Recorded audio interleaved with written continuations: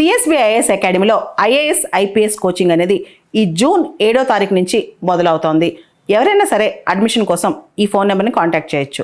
సూరత్ నగరంలోని ఒక richest diamond merchant డోలకియా, Savji డోలకియా అని చెప్పి చాలా రిచెస్ట్ డైమండ్ మర్చెంట్ ఆయన.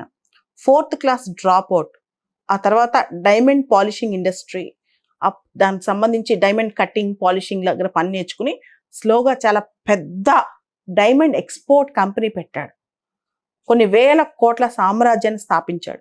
దాదాపు 70 దేశాలకు పైగా ఆయన డైమండ్స్ ఎక్స్పోర్ట్ అవుతాయి.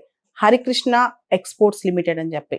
డోలకియాస్ ప్రతి దివాళీకి వాళ్ళ దగ్గర పనిచేసే స్టాఫ్ ఎవరైతే ఉంటారో వాళ్ళు బాగా పనిచేస్తున్న వాళ్ళకి ఎలాంటి ఇస్తారంటే బోనస్ రూపంలో ఫ్లాట్స్ కానీ లేకపోతే కార్లు కానీ ఇలాంటివి ఇస్తుంటారు. వీటన్నిటికి మించి వాళ్ళకి సంబంధించి ఒక రియల్ టైమ్ స్టోరీ ఉందన్నమాట. 2016లో ద్రవ్య దోలకియా అబ్బాయికి అప్పుడు 21 సంవత్సరాలు. అమెరికాలో చదువుకున్న తర్వాత వాళ్ళ నాన్న అబ్బాయికి ఒక కండిషన్ పెట్టాడంట. నువ్వు ఎక్కడన్నా దూరంగా వెళ్ళి ఒక 4 రోజులు బతుకు, తండ్రి పేరు వాడొద్దు, తండ్రి డబ్బులు వాడొద్దు, మొబైల్ ఫోన్ వాడొద్దు, అసలు మన భాష మనం ఎవరో తెలియని ప్లేస్కి వెళ్ళిపో అంటే ఈ ద్రవ్య దోలకియా 2016లో అనుకుంటా కేరళకి వెళ్ళాడు. కేరళలోని కొచ్చిలో వారం రోజుల పాటు ఉద్యోగాలకి ట్రై చేశాడు. దాదాపు 60 చోట్ల అబ్బాయిని రిజెక్ట్ చేసేసారంట. చేసిన తర్వాత చివరికి 4 ప్లేసెస్లో ఉద్యోగం చేశాడు అబ్బాయి.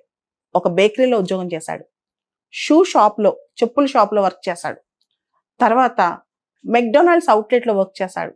ఇలా నెల మొత్తం కలిపి 4,000 రూపాయలు సంపాదించాడు అనమాట. తర్వాత ఇంటికి వెళ్ళాక దోలకియా చెప్పాడంట, లైఫ్ ఎక్స్పీరియన్స్ అనేది యూనివర్సిటీస్లో రాదు, సొంతంగా వెళ్ళి ఏ గుర్తింపు లేకుండా జీవితాన్ని బిల్డ్ చేస్తాయి.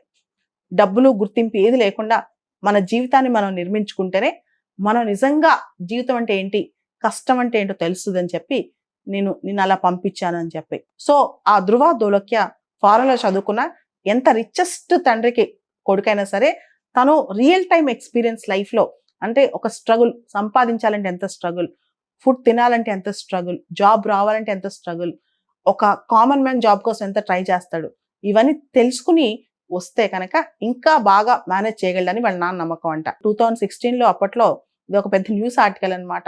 ఐడెంటిటీ అనేది తెలియకుండా అబ్బాయిని కొన్ని షాప్స్లో, వాళ్ళ నాన్న ఇంకో కండిషన్ కూడా పెట్టాడంట, వారం కన్నా ఎక్కువ ఒక షాప్లో పని చేయకూడదు, నువ్వు ఉద్యోగాలు కూడా మారుతూ బతకాలి అని చెప్పి. సో ఫుడ్ తినడానికి కూడా అబ్బాయికి డబ్బులు సరిపోయే కాదంట. అప్పుడు అర్థమైందంటే అబ్బాయికి జీవితం అంటే ఏంటో.